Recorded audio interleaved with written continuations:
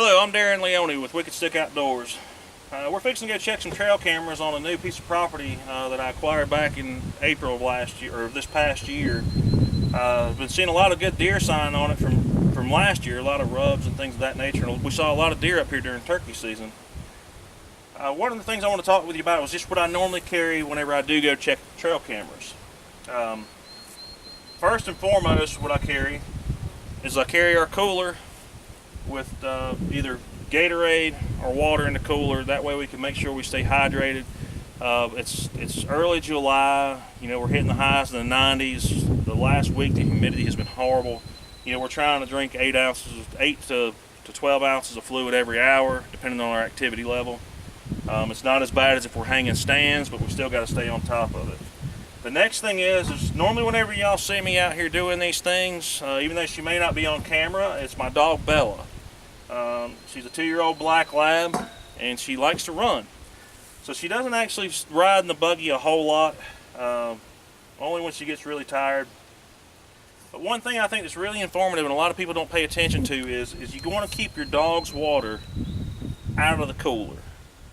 You don't want to feed them ice cold water on a really hot day. What happens is it can make them lead to vomiting, and it can also lead to kidney failure and kidney problems with the dog. So normally what I do is I take Bella's water and I'll put it in the glove box of the buggy, and that way it stays in the shade. It's not anywhere near the motor, so it's not getting hot. And then sporadically through the day I'll feed her some water in this aluminum bowl, and she's really hard on her bowls and likes to chew, so we had to go to the metal bowl. Going forward, the next thing that we always carry with us, is whatever kind of feed we're going to put out in our feeders. And that just today happens to be corn. We use a lot of pellets and things of that nature, a few other things, but in our feeders, typically, myself personally, I use a lot of corn. The other type of thing that we do is mineral licks. This is a product by Buck Wild Synthetics. It's called Big Buck and Horns. I've been using it for about 2 years. Had really good success with it. It's an amazing product. The guys are out of Ashbury, West Virginia. I can't speak highly enough about this product with the mineral, but they also have a synthetic deer urine, which is required in the state of Virginia now. Now keep in mind, when I'm talking about these supplements, we cannot put anything out. All bait has to be removed on September 1st. We also are not allowed to use synthetic deer urine or actual natural deer urine in the state of Virginia due to CWD. So we teamed up with Buck Wild. Like I said, I've been using their products. Their synthetics are off the chart. Really happy with them. The next thing that we're going to think about using when we're out here is carbon skin sim elimination spray. I'm out here. I've talked about it being 90 degrees, high humidity. We're sweating. It feels like we're fixing to have a storm move in. I carry this with me, so once I set my cameras, if I don't have to do anything else other than pull a cart, I still spray the cameras down. I spray my legs and feet down once I get off the buggy, before I go into the site that we're going to actually be running the cameras at. This has been a game changer for us between this and switching to black flash cameras. I personally went from losing 9 cameras last year to, knock on wood, I haven't lost a camera this year. And again, it is in the middle of July, and we started inventorying deer back after turkey season, which ended the 1st of May. The next thing we're kind of looking at is, we want to bring an extra trail camera. In case we get out here and a bear is actually, our stuff didn't cooperate, or the bear just, had too keen of senses. We bring an extra trail camera in case one of our cameras gets damaged. The other thing is some memory cards. We carry a memory card checker to look at our photos to determine what type of inventory we're having out here. But the other thing is, if we find some stuff that we really want, some days out here, in 3 to 4 days, we might get several hundred pictures. So what I'll do is, I'll take the card out of the camera and switch the cameras out, or I'll use this to go through and pick the pictures that I want to leave on the card. It's been a really useful tool for me this year. Previously, I'd been taking and pulling all my cards every year. The next thing on the list is batteries for your camera. How many times you went out and check a camera and you hike back through the mountains, or like with me, I ride 25 minutes, 30 minutes, and it's I know to walk back, it's over an hour walk back to the back of this track. and you get back there and your batteries are dead in your camera and you don't have any more batteries, but you've got your feed or your mineral or whatever, but you have no batteries.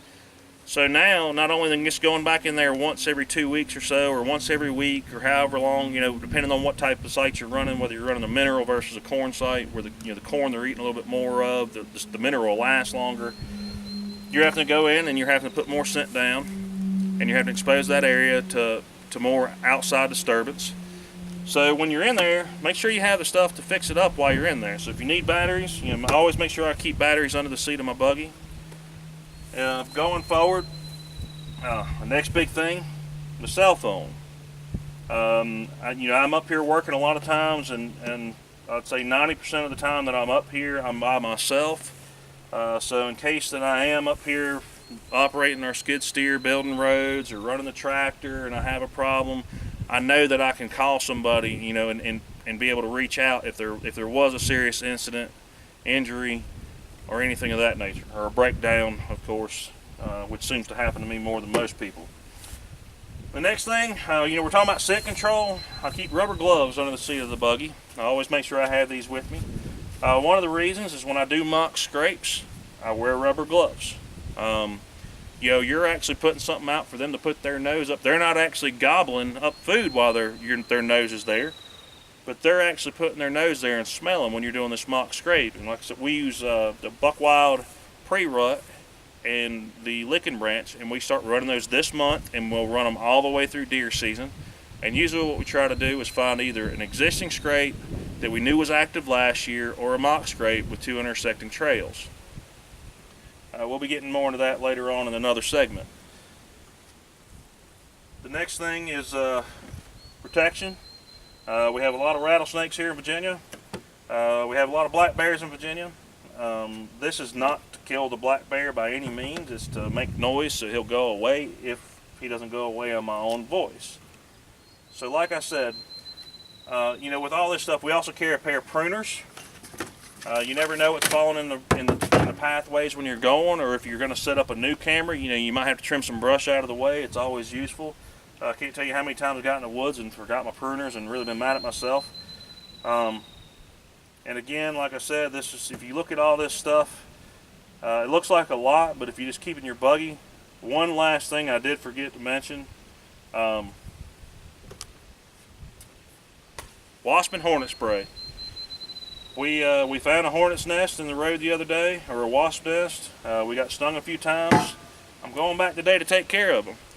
It's always a good idea to keep that in your buggy, so whenever you do find, when you're going out through the woods and you do find these nests, you don't have to find them more than once.